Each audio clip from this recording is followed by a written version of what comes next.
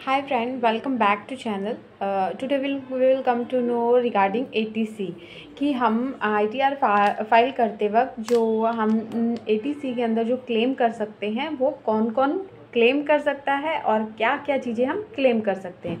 तो इसके अंदर सिर्फ इंडिविजुअल और HUF आते हैं। इंडिविजुअल और HUF जो भी इन्वेस्टमेंट करते हैं वो लोग क्लेम कर सकते हैं। इंडिविजुअल HUF के केस में क्या होता है, HUF के केस में अगर कोई भी मेंबर है, HUF के केस में कोई भी अपने मेंबर के बिहाफ पे अगर सेविंग करता है तो वो क्लेम कर सकता है। पर लेकिन इंडिविजुअल के केस में क्या होता है, इंडिविजुअल के केस में ये होता है, अब जैसे इंडिविजुअल के केस में ये होता है, क्वेश्चन ये रहता है कि किसका किसका हम क्लेम कर सकते हैं। लाइक लगा लीजिए अगर किसी ने अपने वाइफ, सन, डॉटर इनके नाम पे अगर कुछ इन्वेस्टमेंट्स ली है तो क्लेम कर सकते हैं या नहीं कर सकते हैं। चलिए मैं आपको बताती हूँ कि इसके अंदर कौन कौन कंसीडर होगा। इसके अंदर जो है आपका स्पाउस, सन, डॉटर और कोई भी एडेप्टेड सन और डॉटर है तो उसका हम क्लेम कर सकते हैं। अगर उनके बिहाफ पे अगर कुछ भी हम उनके लिए इन्वेस्टमेंट ले रहे हैं तो वो हम ATC के अंदर क्लेम कर सकते हैं। अब ATC के अंदर हम क्लेम क्या कर सकते हैं, ATC के अंदर जो है हम क्लेम कर सकते हैं स्टैम्प ड्यूटी रजिस्ट्रेशन, इसको क्लेम कर सकते हैं। ट्यूशन फीस को हम क्लेम कर सकते हैं। अब ट्यूशन फीस जो होता है वो सिर्फ 2 बच्चों के लिए होता है। हम वो 2 बच्चों के लिए जो ट्यूशन फ़ी पे करते हैं तो वो हम क्लेम कर सकते हैं। अब ट्यूशन फीस आप देखते हैं कि स्कूल जो है बहुत सारी चीज़ें चार्ज करती है, annual charges, etcetera etcetera charges, पर उसमें जो सिर्फ ट्यूशन फीस लिखा हुआ होता है सिर्फ उसी को चार्ज कर सकते हैं, उसी को क्लेम कर सकते हैं।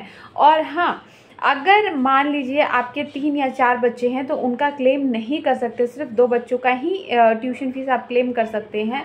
और उसके अंदर लाइक लगा लीजिए अगर कोई ट्विंस, 3 बच्चों के केस में किसका हम क्लेम कर सकते हैं, अगर ट्विंस बच्चे हैं और एक दूसरा बच्चा है तो उस केस में हम 3 बच्चों का क्लेम कर सकते हैं। अदरवाइज़ दूसरे केस में हम नहीं कर सकते 3 बच्चों का क्लेम।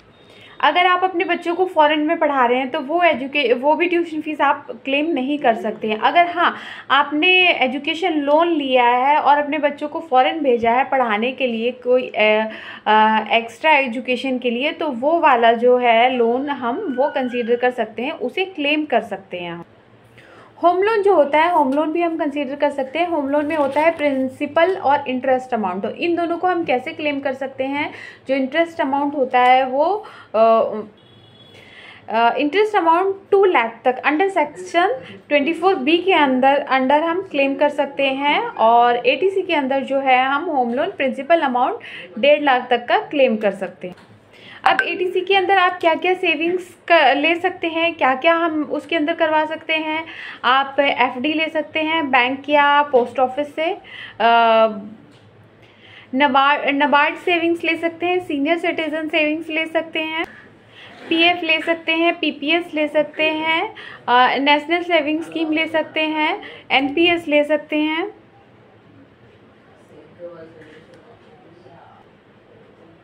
सुकन्या समृद्धि और LIC, ये सारी सेविंग्स जो हैं आप ATC के अंदर कंसीडर कर सकते हैं।